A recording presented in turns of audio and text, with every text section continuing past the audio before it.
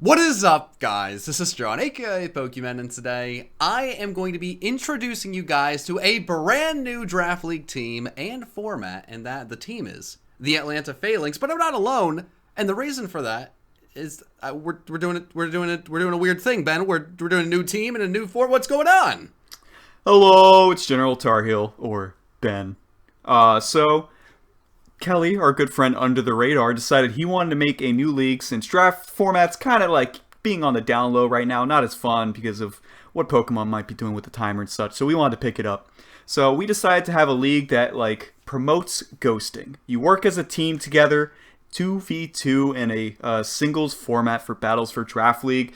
And I knew that my boy John would be the perfect teammate for this, as I help John build a lot very often, as you know, John.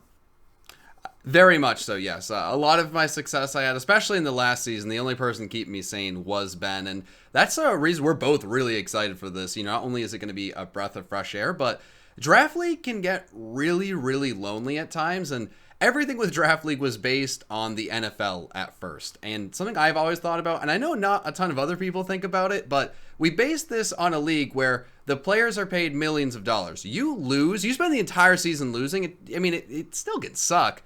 But your life's still great. You just decide to do Draft League for fun. This is your hobby. You go in the league, you do terribly. All the comments tell you suck and you're awful. You don't get anything out of it. You're just kind of sad afterwards, you know? It's kind of brutal. And being able to do something like this where at the very least you get to go in with a friend, you're having fun. You know, it's not all on you. You can kind of share the burden, share the joy, share everything with it. I feel like it's going to make it a lot more fun. I'm really excited to get into this, and I felt like Atlanta Falinks was perfect for us. You know, I love the name Atlanta Falcons. If you don't know where that's coming from, I love Falinks. You love using my emotes. I have two Falinks emotes. I mean, it's a match made in heaven here. It truly is. We both knew immediately that we wanted to make a team with Falinks because we absolutely love this Pokemon. I know it's John's favorite period this gen. That's correct. Yes. Yeah. No. Yeah. It's one of the best Pokemon I've ever come up with. It's so unique and so creative. Yeah, no, very much, very, very much love it. We drew the logo together in paint. Now, I at one point was considering getting a really, really cool logo made of this. If we do a second season, I'll consider shelling out the money to make a very high quality one, but maybe we'll just stick with paint. But right now we have a theme going on. We have a paint beautiful logo we made together with friendship, and now we're going to do a draft analysis painting all of the Pokemon. It's going to be fantastic, and like trying to give you guys actual reasons of why we drafted the things we drafted, because I think we have a pretty good team, and we liked a lot of the similar Pokemons and a similar play style. So I feel like we did this pretty well, and I feel like, we'll be able to play well together with it. But Ben, I don't actually remember who's drawing first, who's speaking first. Well, before we get right into that, so just for like the basics of the draft, it was just the standard tier format. But of course, there's no option of a Mega or Gigantamax in this case. We all agreed Dynamax is broken and we banned it. So we still wanted 11 Pokemon though. So basically, we just opted of another required tier 4. So basically, we just have the standard tier 1, tier 2, 2 tier 3s, 2 tier 4s, tier 5, and then 400 free points with the necessary tiers. So working off of that, I knew that John and I would be able to make a very strong team together, as we've already planned drafts before. And like he said, we have very similar minds when it comes to builds. And I created this draft format, so I'm very used to it. It should not still be around. The fact that teams or the leagues are still using this is very wild. Big fan. Like to throw it out there. Here in the 400 extra points, Ben, I spent weeks trying to get that right. It was very upsetting. I didn't like it. I wanted to get 1,000 points per. It was a lot of work. Whatever. We're here. We got a team, and honestly, this is probably the most satisfied I've been with a draft in quite some time. Yeah. You're good at the old draft league format. I know you've had a lot of success, but I don't know if you've had any teams like this recently where I don't know. I got warm fuzzies looking at the team. I'm very happy with it, to be honest, and I hope the people are also going to enjoy it, and the fact that our drawings don't completely murder any happiness that we're trying to get with them. So comments, make sure also let us know who had the best drawings in this video, because that's important. It's important and scary, because I also said before, let's do this off of memory, so that's not great. And the league basically just want to highlight it fun, so that's why we did our logo in paint. We're going to do this in paint. And to even the highlight on all the drawing, to decide the draft order, we did Scribblio. If y'all know what Scribblio is, we did it with only Pokemon, and that was a really fun experience. And your boy played for the Atlanta Falinks, and I got second, so that means we got the second draft pick overall, which was amazing. Unfortunately, that means we didn't get Melmetal, because of course that went first. Should it have been allowed? No. Nah, not Kelly at all. already regrets it, and we're only a week into it. So, but we would have drafted it, so I mean, fair is fair. So we decided we wanted to go for the very next best thing, of course, that we thought was on the board apart from Melmetal, which is really tough. That thing's out of its own league for sure. We debated a few things. John and I both really like speed in the format and everything. And John, I think I'm going to let you draw this first one because you were complaining about it before, so I feel like it'd be amazing for you to start it off. Yeah, okay. So yeah, we this is actually one of the picks. We were pretty in lockstep with most of the draft. I think this is the one where we put the most thought into it. Now, we're both very happy with the pick. It's not like we had any like arguments after the fact. But Zeraora is what we decided. Now, I'm trying to draw what I remember the picture being from memory. I should just drawing... I can't speak. I'm so scared, Ben. This is going to be so bad. This should just be a cat. I should just be making so a cat. Bad. Yeah, no, I'm just drawing an electric cat, and everyone would. Right, that's what I'm saying. I should have just done that, but now we're doing this. But Zeraora, it goes really, really well with things I've used in the past. Like, I'm one of the only people. I mean, Kelly likes to yell at me and tell me it's a terrible Pokemon, regardless of the success I've had with it. But I love using Electrode in the format. I just love having that elite speed. I really, really love fast electric types. And Zeraora is like Electrode, but like not bad. I agree. I always loved using Electrode too for that budget speed and electric type. But Zeraora is actually an insane electric type. Currently running like the standard like OU meta and everything, but who cares about standard laddering? Meow. Plasma Fist and Volt Absorb is just so good. Its coverage is so good. Being able to be mixed is huge. The speed with taunts and ice, setup bulk is epic. Zeraora is just really good at what it does. It's going to be an amazing revenge killer. Pivot with Volt Switch and everything like that. So basically, we were kind of set on between Zeraora or like Cinderace, and the more we looked at it, Zeraora is just a better version of Cinderace because it has more usage. It doesn't get court change, which is very nice on Cinderace, but Zeraora is just a lot more of a threat. It can sweep a lot more teams late game than Cinderace can. And it has a strong move that's its special move in Plasma Fist that can't miss, like Pyro Ball can for Cinderace and everything like that. And a really big thing is, since Ben was such a kind friend and helped me a lot with building teams in the WBE, we really got to like think at the same time to really see how the format was in singles there. And the number one thing I noticed was Weavile. I remember talking with him when I drafted it. Like, I really think this will be underrated. I don't think people are going to be ready for the elite speed of this Pokemon in a format that has a lot less speed than we're used to. And this is way fast. It's just way better in so many ways than a Weavile. As Weavile's been a little bit nerfed this gen without some of its best moves. But having this speed tier, every week people will prep for this Pokemon because you have to. It's going to outspeed all of the other Pokemon everyone has. You're going to have a Scarfer to outspeed it. And even if we don't bring it, it's going to be something that really, really hurts other opponents as they're trying to prep. So I think, for me, that's the most important thing with your first pick. You need to get something that other teams are really... Like, you want to get them in a box. Yeah, you want to make sure prepping for your team is a nightmare with that first one. But Ben, I think we're ready to move on. I think I'm done with embarrassing myself with this. I think he has some blue, right? Is there some blue in this? Yeah, I think it's around his tummy. Blue. All right, that wraps that up. Ben, what was our next pick as I erased this monstrosity? Well, the next pick is actually the one thing that we knew we wanted before the draft even started. We just knew it wasn't worth a second overall pick in the draft, and that is a very monstrous Pokemon that I'm going to start drawing that is named Haxorus. John, if you want to lay the people down on what this dragon type can do.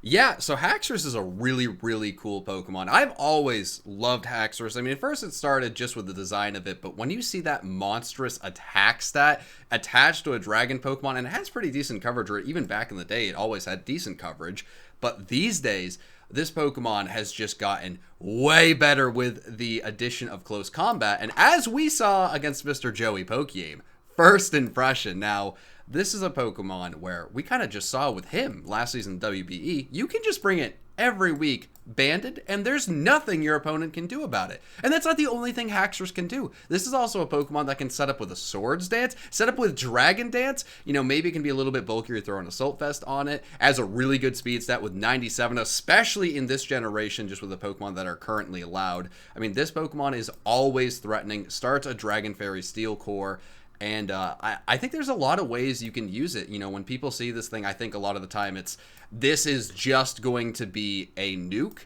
And, you know, maybe you just think it's going to be Choice Scarf or, you know, Choice Banded. But now with the setup options, you know, the ability to just throw a berry on there, take a specific hit, still do a ton of damage to anything on the opponent. You have to be ready for it. You have to get checks and counters ready depending on what's on your team. And I think this is going to be really, really tough for other teams to handle. Look how scary this thing is. Ben, why is it green? Isn't Haxorus green?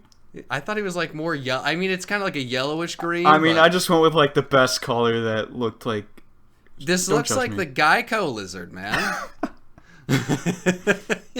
I'm really worried about. I mean, yeah. Okay, good. I'm glad that you're really making sure you're living on 15% or less.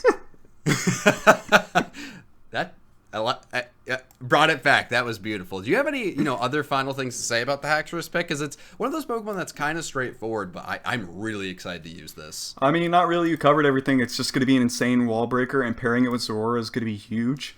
I have to give him nice little footsies real quick. And then it's just going to do monstrous damage. That's really all it's going to be here for, is either set up potential sweep, just sweeping with like Choice Scarf or Choice Band at the end game. Revenge killing with First Impression is going to be huge. That really was a massive buff, like you said. And, not really like anything else. We just wanted to have, we have an amazing speed pivot now, and now having an insane wall breaker, that's a really good start to an offensive core. And the Dragon Fairy Steel core, like you mentioned. And I really want to emphasize that 97. It is 97 speed. I'm not crazy, right? 97. Yeah, that's incredible in this format. Back back in Gen 7, Gen 6 and older draft leagues, it's pretty solid, but I mean really right now with just the lack of speed in general, I think this is really going to surprise people of how many teams it almost outspeeds everything on there. And the fact that it has Dragon Dance, my god, it's going to be tough. But next up, something that I am confident I can actually kind of draw. What would that be, Mr. Ben? If you can't get this, John, I'm going to be a little worried. All right, so next we want to get a staple in the draft. Now, I don't think we mentioned this, but there's only a total of 7 other teams, not including us, so a total of 8. And we really want to value our picks because we know other people are going to value theirs, meaning they might get some lower stuff a little bit sooner. So we decided we want to go ahead and get a staple in our Dragon Fairy Steel Core. And this is a Pokemon that we both really enjoy and think is very reliable in what it does. And that is the Steel type in Bronzong. I just felt like having a Steel type with Levitate is going to be huge when our main Pokemon that we're going to bring most weeks is going to be that Zorora, which definitely wants to have something that can at least help somewhat check grounds. Bronzong comes in with Levitate, doesn't have to worry about a ground type unless there's Gravity or Mold Breaker like Excadrill, and then it can freely Toxic them if it's not like a grounded Steel type or something like that. We're able to wear it down to where Zorora can win in the late game. This is also our first Stealth Rocker, which is huge. Bronzong does a great job just getting up rocks, even if that's all it does for the whole game, because we can easily make it to where we get rid of a Defogger with the insane offense we have, and then Bronzong just gets up rocks and that chip continuously stays there, which is really nice. It doesn't have reliable recovery, but if it did, this Pokemon would be absolutely busted. Its bulk is just so good, and running leftovers on it is pretty free. And just because of having such fat stats in either defense or SPDF, it can easily be mixed every week and do exactly what we need to every week. Yeah, getting something this reliable is really, really important, because this is when you get to the part of the draft where things start going really, really quickly, and being able to pair, something with Zeraora immediately, getting a Steel type, because there's not too many really good Steel types, especially as you go farther into the draft. But, I know in my draft, at least the only one I've done so far in this generation, did not have reliable Stealth Rocks. And if you don't get that early, if you don't get something that you're going to bring and be able to get those hazards up, you're kind of just out of luck at that point. So, little poop rocks around him, just because that is important. Look at all that chip right there, just waiting to happen. Yeah, it's incredible. I mean, look at this. So that would be that pick, which is pretty great. And the next one, Ben, this is pretty big. Is you're the one drawing this, pal. You can't really mess this up. But I can't. I'm gonna get roasted if I do. The interesting thing with this next pick is, unlike Haxorus, this isn't something we went into the draft thinking we were going to get, which, yeah, you'd probably think knowing me, but the next Pokemon we got was Mamoswine, and this is a Pokemon I truly love in the Draft League format. Now, oh, I know what you're doing. But, while this is my favorite Pokemon overall, I've tried not to draft it too many times in Draft League because I know I'm a little bit more biased with it. But as time's gone on, whenever I face... Oh, come on, man. Whenever I face someone who has a Mamoswine, I've just realized how difficult it is to prep for this Pokemon. Just the ground ice coverage is so terrifying and so good offensively. Most teams don't have anything that can truly just handle Mamoswine. There's not a lot of counters in the format. And even if you do have a counter, it's probably going to decimate the other 10 Pokemon you have. This Mon is fantastic in all ways. Offensively, it's incredible. Solid, bulk, solid speed. It has the ability to get hazards up. Incredible priority. Unbelievably strong Earthquake. This is a really, really cool Mon. Thick Fat's a great ability. Also, Oblivious, it can't be taunted, right? I'm not insane. Yeah. Okay, that's a big one. So you're going to be able to get up Stealth Rocks without Why? being I taunted. changed the color. And also, it's a pick that makes me happy. But I think this paired with the speed we have with Zeraora, the scary power we have with Haxorus, another new speed tier, which is really, really nice. And I think it just really adds to how difficult it will be for teams to prep for us and be able to tank hits in general. I know I probably missed a few other things. So what do you have to add, Mr. Mamolurk? So one of the main things that we wanted to get with Zeraora is something that really forces people to bring bulky waters. Mamoswine does that 100% of the time. That's one of the very, very few checks to Mamoswine, is a nice, fat, bulky water. And people won't be able to properly counter it because we're going to have Zeraora. It's going to be really difficult for them to work around it. So as long as we're able to just wall break with this and Zeraora and having a Haxorus, this is already huge for an offensive core. This is absolutely insane. And how does my Pokemon lurk? Oh, it's as lurky as can be. I'm a happy guy. Subscribe on Twitch for Mamolurk. But and you can spam Pokemon lurk in the chat like I do every stream. And it'll be incredible. After all of our victories, just Mamolurks all over the place. Everyone will be happy. People will be weeping for joy. But next up, we talked about bulky water types we want to destroy. We actually got one I was really excited about I can't erase this. No, I got it. Yeah, that's on you. But we got one that I felt fit multiple roles, and it just fit our team perfectly, and it wasn't one of those situations where, in the past, I remember getting Empoleon because I needed Defog and Stealth Rock and bulky water and Steel type. That's too much, but getting Primarina and just needing it to be a mermaid type thing that goes pow and takes hits, not too bad. So its face is white, so I don't really know how I can't draw that. Just draw the outline. Yeah. So even though Primarina is the water type, originally when we were looking into the plan for this next pick, we really wanted to highlight on the fairy typing to go ahead and complete that Dragon Fairy Steel core between Haxorus, Bronzong, and now Primarina. Originally, we did value Bronzong, and we didn't notice that Sylveon was still around. So on the plan, John got my hopes up by saying Sylveon's still around, and then Thank you for erasing that. It's not going to get much better. So continue. On the plan, we originally had Sylveon, and of course that didn't make it back. It was really unrealistic once we drafted Bronzong, but that's totally fine. Primarina actually worked better in the long run for the plans that we were deciding on. Just having that water type already with the Fairy is huge. And we'll try to highlight on a Wish Passer and a Bronzong soon eventually. Dude, this is a Poplio. What's happening? You know what? That's good enough. Primarina, worst starter in Gen 7, but either way, it's a very solid starter. If I made you upset, I'm sorry. Not really. But Primarina is just able to wall break like crazy and still be a bulky type or a bulky like fairy type and water type if we needed to. It doesn't have reliable recovery, unfortunately, but this thing is able to break so solid. I think it's just shy of base 130 in the special attack stat. I think it's like base 125 or something like that. And so running like modest specs with Moonblast and like Scald or anything like that just hits like a truck. It's absolutely insane. Even gets coverage for like Energy Ball for opposing bulky waters that might want to try and wall it. So this is looking like a very solid water doggo you got going on, John. Yeah, so I don't know why I said we should do these from memory. That I set myself up for failure. That was a terrible idea. This is absolutely more entertaining, though. Oh, yeah, no, and people are definitely going to enjoy making fun of me. And you know what? Fair is fair. The game is the game. What are you going to do about that? I added the pink, so everyone remembers that this is a beautiful mermaid.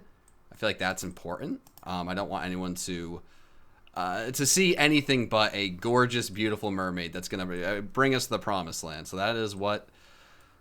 Okay. There.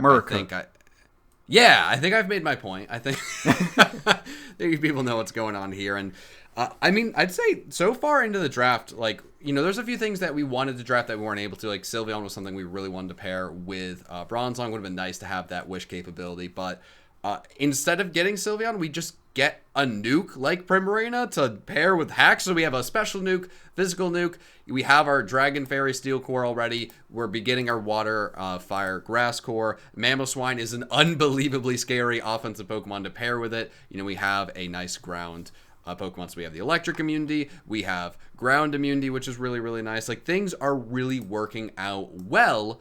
But the number one thing at this point that we felt like we were missing was hazard removal, which is another thing this generation. Hey, smaller pool of Pokemon, you have to get on that quickly. We might have waited a little bit too long, but I think it actually worked out for us in the end. Let me erase this gorgeous beast. And Ben, what was the next thing we drafted? So we wanted to try to get one of the best budget defoggers or removers, any form of hazard control that we could get, just in case we wanted to get a more important role later on in the higher tiers, like if we needed more bulk or if we wanted something more offensive, pivot, something like that. So we wanted to make sure we could get like the best removal down low. And in my opinion and John's opinion, we thought that was Xatu. Xatu is a tremendous Pokemon for tier 4 in my opinion, and between Magic Bounce and everything, it just does exactly what it needs to. Xatu is one of those Pokemon that I have never liked using, but always respected. You know, I played a lot of 5th Gen UU back in the day. It was so frustrating to go against because it's just such a good Pokemon. Magic Bounce is such a good ability. It really, really... Oh my god, I don't know what's happening there. I'm so excited to see what you draw. But it really messes with your opponent, you know, trying to think, how am I going to get hazards up? You know, if they even bring the Xatu, like, when am I going to be able to pick my spot? They can bring it in at any point. Then they need to try to figure out, okay, so the Pokemon getting up hazards, is it going to have moves that can hit the Xatu as it switches in? As this is a Pokemon that does have, you know, really, really nice immunity, you know, the immunity to ground types, which is going to help Zeraora out even more. It is a decently bulky Pokemon. It's almost always going to be invest on the bulky side. It does have U-turn as well, which I really, really love in a Pokemon like this. You can switch it in, bounce back hazards or stop hazards from going out, U-turn, gain some initiative, go into any of our really, really powerful wall breakers, and all of a sudden they're in quite a bind, and we're sitting pretty, and we're feeling pretty good about it. Now, I think the only thing I dislike about Xatu as a pick is I don't like drafting too many Psychic-type Pokemon, and I have a problem where I love so many Psychic-type Pokemon in the draft, but this felt like the absolute perfect mon for us at this point. And because I'm a little bit less familiar with Xatu, I am going to look it up. Ben, how good is this thing offensively? I feel like it's sneaky good offensively. Not incredible, but better than you'd expect. It's mainly not something people properly prep for, so that's what makes it good, especially in draft. Mm-hmm. But it still has potential. One of the sets now, because I'm pretty sure it's new with Xatu, is you can run the... Yeah, it got Cosmic Power this gen. So you can run Calm Mind, Cosmic Power, Roost, Stored Power, which is massive. If any of the teams don't have a solid Dark type, or it's easily one we're able to remove with like our tremendous Wall Breakers. Because if you didn't know, I think we have a few Wall Breakers on this team so far. Just a few, but nothing too crazy. So yeah, just Xatu able to have that potential is nice, but other than that, it's really just going to be the Magic Bounce user that gives us amazing pivots into those breakers. And really helps us out with opposing fighting types, for example, and that ground immunity for Zorora, like you already mentioned. Yeah, and I think the final thing just to mention here is that 95 special attack and speed, much better than I feel like a lot of people realize until they start prepping. And the addition of heavy duty boots is just going to make this even better when it comes to getting rid of hazards and just, as it will be our defogger as well as the magic bounce user. Don't even have to worry about switching into rocks. And I feel like a lot of the time people are able to deal with Xatu a little bit better, sneakily get up rocks, and then it's just tough for them to, deal with it. So now, look at that magic bounce animation. Oh, yeah, no, now that he's really getting crazy with the animations, and he has, 1 second, I need to add a little something to this drawing. I feel like it's not complete. It is a rocket ship after all. Okay, there we go. Xatu blasting off again.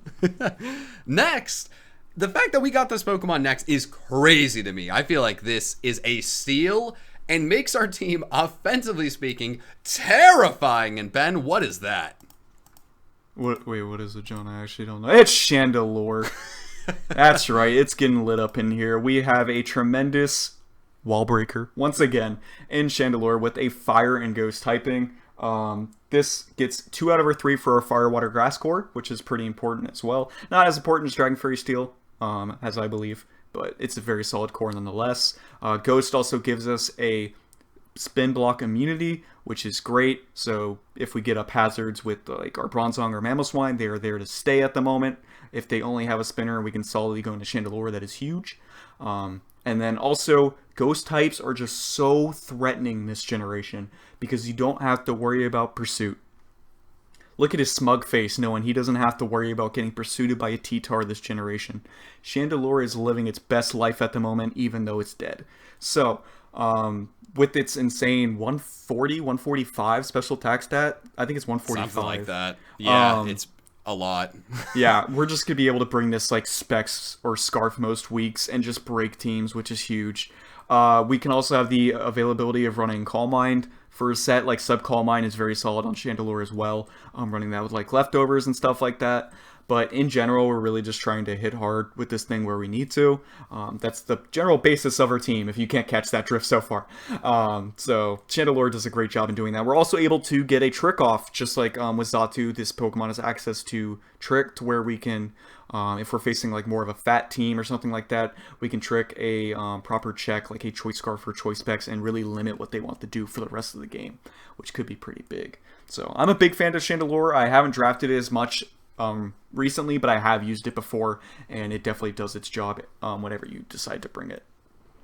Yeah, I've always loved Chandelure. It's one of the first Pokemon I really fell in love using in competitive Pokemon. Again, going back to those 5th gen UU days, and it's such a reliable, scary offensive Pokemon, and I feel like it's only getting better and better as time goes on. I really, really love how a lot of Pokemon like Chandelure and, as I found the last season with Galvantula, just get so much scarier with the possibility of running heavy-duty boots. Just knowing that this is a Pokemon we can bring in time after time after time, taking no damage, and every time it's going to be a nuke. And if we don't have that, Specs, dead. Choice Scarf, things are dead. Or sub setup, sub disable. I mean, there's so many things this thing can do, and at the end of the day, it can also just do the old kill all of your Pokemon because pow and ow. I don't know what is happening here, but I think I like it. Oh, it's fun glasses. Wow. It's the Choice Specs. Wow, what a time. This is great. I am having fun. Okay. Now we're on to the part of the draft where I wasn't as excited because it wasn't like we were getting things that ruined everyone's life and were all slam dunks. It was more, let's fill out things we need and draft responsibly and smartly. Woo. This is where John started having less fun. That's basically what he's saying. But yeah, we had to pick up a few necessary things to round out the team, because obviously we have pretty good offense, but we had to get reliable bulk, pivots, etc. And this is where we were suffering from quite a few snipes when it came down to it. So luckily we were able to pick up this next Pokemon to at least help out with some bulk and give us more hazards, which is pretty big, and a grounded poison type, which is really, really important, and that is going to be Garbodor. And yeah, this Pokemon is super, super important for our team. We needed a ground. I think you're drawing this one, pal. Yeah, I know. I'm getting ready. Okay, good. I just wanted to make sure. But grounded poison types are incredibly important in Draft League. It's one of those things I think is more slept on. As for me, if you play a lesser opponent, and honestly in this league, the competition's really, really fierce. I don't think there is going to be anyone that fits that description, but if you play maybe an unsuspecting opponent, maybe someone with a little bit less experience, you can just beat them if they don't have a grounded poison type, if you have toxic spikes, because you can just play around them, slowly whittle down their team, pick them off, maybe with priority later on, something fast. We have Zeraora, we have good priority, we have terrifyingly strong Pokemon. Just being able to set up toxic spikes, set up spikes with this thing. We already have stealth rocks. We have all our hazards. No one's going to be able to get up toxic spikes against us easily with magic bounce and this. That's super important for us. Another nice thing to switch in on fighting types, which is really great. And also just having a really nice ability like Aftermath. When you throw Rocky Helmet on this thing, get hazards up, Aftermath, you can absolutely decimate an offensive physical Pokemon that's trying to ruin our lives and make us sad. Throw this thing in, and it pairs really well with the Bronzong, which is really nice. Yeah, Garbodor, I like the ability just of having dual spikes on this thing is pretty huge, and Aftermath just makes it so reliable for a potential lead, and everything like that. So it really just does its job well. It's not really there to stay in the game for the entire battle. It's really there just to throw out the trash, and then you can take care of the rest, so to speak. But it's going to do what it needs to do, which is fantastic. And a Pokemon that might not do what it needs to do because it's just kind of bad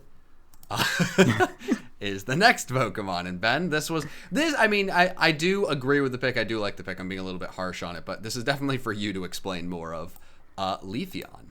So Leafeon is the grass type that we opted to go with. John isn't completely sold on it, but it is for a tier 5, which we have to grab. And I feel like Leafeon really worked out the best for this. The reasoning is because most of the grass types that you're getting in like tier 3 and below, they're not pure grass. They're mainly like grass poison. You do have ones like Decidueye and Dhelmise. Those were already taken at this point. And personally, I'm not a fan of some of those either way. So you had stuff like Vileplume and everything like that in tier 4, but we already planned on Garbodor, so we want to get something that can be a solid ground resist, once again, for the Zeraora. Because even though we have an immunity in Bronzong, and then we also have Xatu, at the moment, like an Excadrill can just run right through us, for example, or something like that. Like any kind of like gravity, or like a ground type that can get gravity, if that still exists, or Smackdown, that's going to be really annoying to deal with. So we really want to get Leafeon, and by we, I mean me. So one thing we missed out in Sylveon, like we mentioned, is the option of Wisp passing into Bronzong, as well as potential Cleric. Leafeon still has that as an option. It has just very similar moves that Sylveon does, and it's just a little bit more angry, as you can tell.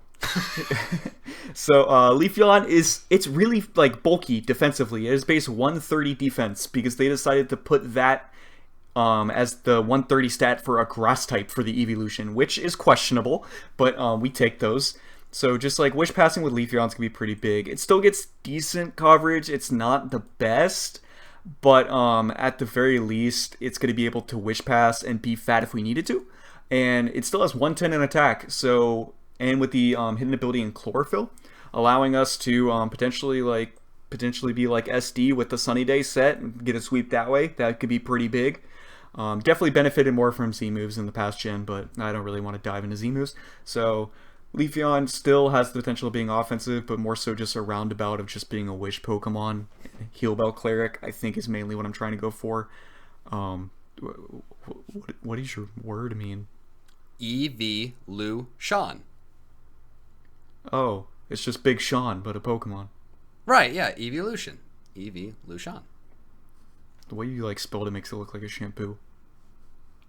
Yeah, it's both. Leafeon can do a lot of things. And Leafeon is better than it's not a good Pokemon. It's better than I give it credit for. And especially in the Draft League format, the beautiful thing about this format is it doesn't need to by itself be a fantastic thing. It just needs to be able to do what we need it to do. And it absolutely should be able to do that. I think that 95 speed is going to shock people. And it hits way harder than you'd think. And that 130 defense doesn't make any sense. I don't know why they did that. But it's going to be good. So those all positives, and getting this at this point was really nice. Obviously, there's a few other grass types we had our eye on earlier in the draft, but I mean, with the success we had early on, I feel like these final Pokemon, they fit the team perfectly. They're hopefully going to do what we need them to do, and I don't really have any complaints. I just But I do think this next pick, I want to give a lot of credit to Ben, as I really, really I love drafts in, Pokemon, but any sort of sports ball, whether it be the real draft or just playing on a video game and making my own draft happen. I really like drafting for value. And one thing that I really love doing in Pokemon drafts, and I think it's one of the smartest things to do, is looking at everyone else's teams and making a calculated risk. Now, Mandibuzz, our next Pokemon, we needed 100% on this team. It was something we decided, like, this is a 100% need. Now, we noticed this multiple rounds back, but Ben did the research, looked through the other teams, and oh my god, what's happening? It's its neck, don't worry. Yeah. He made the call that no one else is going to go after Mandibuzz just with the points they have left, with, the roles they already have on their team with flying types and dark Pokemon. We should be fine. We waited on it, got other things we felt like we needed, like the grounded, poison type, getting, Wish Pass, a Cleric, a grass Pokemon that would work. And we were able to scoop this up in the second to last round, which is really incredible considering this Pokemon is impossible to kill. Yeah, see, I made it pudgy. facing it. I made it pudgy. Oh, he's fat. He's fat. He's real fat. This bird thick. Oh, he big thick. Where's she? She very thick. But it's actually always a she. Mandibuzz is always yes, female. it is. And she's thick. Very thick. She thick. We'll say it again. Thick. But another Pokemon like Xatu that does have U-turn, which is really, really nice.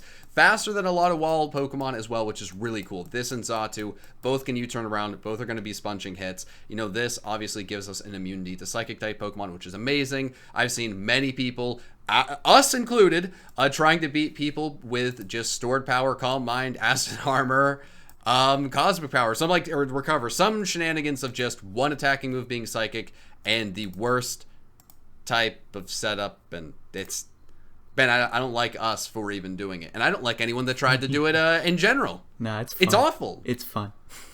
If you don't draft a dark type, you deserve it. Dark type is something you always need in a draft. It is very important. I feel like this is one of the few Pokemon right now that does have knockoff as well, which is really nice, along with having Defog, which is going to be really nice and reliable for us. But knockoff, obviously, incredible move, incredible in the draft league format, and I guess one more time, thick.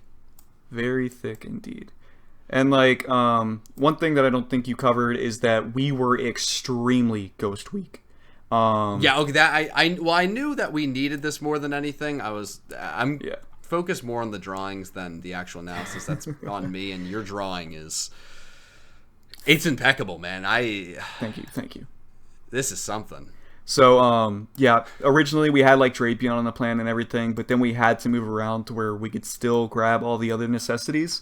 So, when I saw the lower ones in Leafeon and Garbodor and stuff like that, we couldn't afford the Tier 3 Drapion, but we still needed a Dark type later on. So, we decided to budget and get the more important Dark type in Mandibuzz, because that also gives us more removal, which is big, and this thing just helps out more versus the annoying Ghost types. I believe it was our good buddies, Leo and Shuckle King, who decided to pick up a double Ghost and Dragapult and Gengar, which was absolutely terrifying. So running around with no Ghost resist or anything of the sort is a terrifying idea. So that's why we made sure to get Mandibuzz. It's purely for the fat and then the hazard removal and just having that dark typing. But it's just, like John mentioned, it's going to be so hard for teams to kill. Pairing this with Bronzong is going to be so good, and Primarina as well, for example. So this thing is just going to really round out the walls that we need and the removal, and we get another U-turner, which, like we mentioned, is huge for all of our breakers. So Mandibuzz is going to do a tremendous job every week, and Heavy Duty Boots is such a tremendous buff for this Pokemon. Just being able not to worry about rocks and coming in defogging, because 25% is a lot of health for Mandibuzz, because it's going to be eating your hits. So that's perfect. And I think the last thing to mention is it gives us just another Pokemon that's going to fit so perfectly with our first pick, Zeraora. Obviously, electric types have one weakness. Now we have a second bulky, flappity-flap thick thing that is going to be able to switch in on all of the ground Pokemon. And the one Pokemon I'd be more scared of with a Mamoswine, we don't even have to worry about that, which is absolutely beautiful. But the final Mon on the team, which at this point, it really doesn't matter if you draft something in the final round that you bring to a singular game and it does anything, that's a win. And I actually feel like we've gotten a Pokemon that we're not going to bring often. Well, I mean, I guess we could, who knows, but most likely won't bring it often. But I am pretty excited to use this in a few different situations. So I definitely see us bringing Persian at least once a game. But like just one game at the very least. Once a game. Yeah, wait, once a game. Wait, let me think about that. Once per season, because we're only gonna have 7 battles. Of course, it's gonna be a short season with the amount of teams we have, because that's more entertaining. But Persian's got a lot of utility. The main focus behind drafting for what it had in the tier 5 is it just met some things that we needed to cover. It really helped out our speed tiers. Before Persian, our speed tiers went from 97 at Haxorus all the way up to 143 at Sorora. So now we have Persian at 115, which is very helpful. This helps us for the ghost types as well, just having an immunity if we really want to opt to bring Persian. Having another U-turner, which is very nice. We get another knockoff user. That is a very pink cat. And it has pretty good tech. It can run other things. Like it does get Psych Up, it does get Last Resort. Might see something like that one week, you never know. Other than that, it also has like Nasty Plot. No. Oh no, John! Control C. Okay.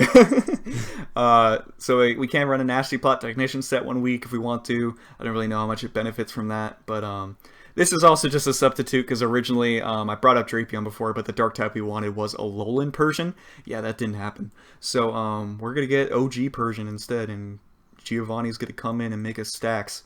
John, how are you forgetting the most important part of this Pokemon? It's Moneymaker.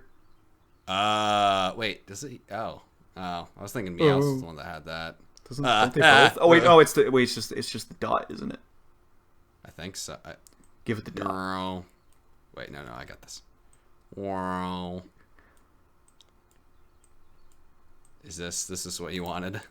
That's exactly what I wanted, and no, it actually doesn't have the coin. It's just the red dot. Oh well. So we have Meowth for tier 5. No. Alright, no, you said Moneymaker, and this is my Moneymaker. Yeah, because we're gonna bring Technician Payday Choice Band, and it's gonna catch everyone off guard, and we're gonna make bank.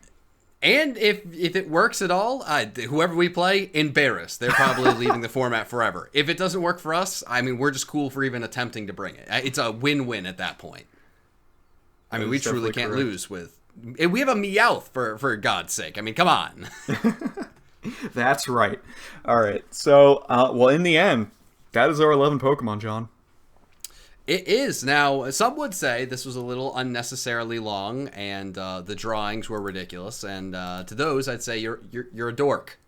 Dork. This was fun. I loved it. And I'm very excited to do this with Ben. We thought this would be a fun way to introduce you guys to the league, because it's supposed to be, more for fun. Now, we're going to be taking it very seriously. Ideally, we go undefeated, win the championship, buy ourselves a trophy, engrave it, and then we celebrate, and that would be great. But at the end of the day, we're doing this because we enjoy doing Draft League stuff together. Friendship, actually good, and it should be a fun time. So hope you guys are excited. We should have said this in the... We'll really emphasize it in the first video we do, but it is going to alternate on channels. Oh, yeah. Yeah, that was... The three... Whoever's listening at this point actually cares a lot, so that's great. It's not many, but this will alternate on channels. I'm assuming the first one will be on my channel, and the next week will be on yours. Sounds fine to me. Okay, so week 1 will be here. And then I will make sure to emphasize that throughout. And that's enough from us. We will see you in that week 1 battle. It'll be great. And until then, peace. Bye, people.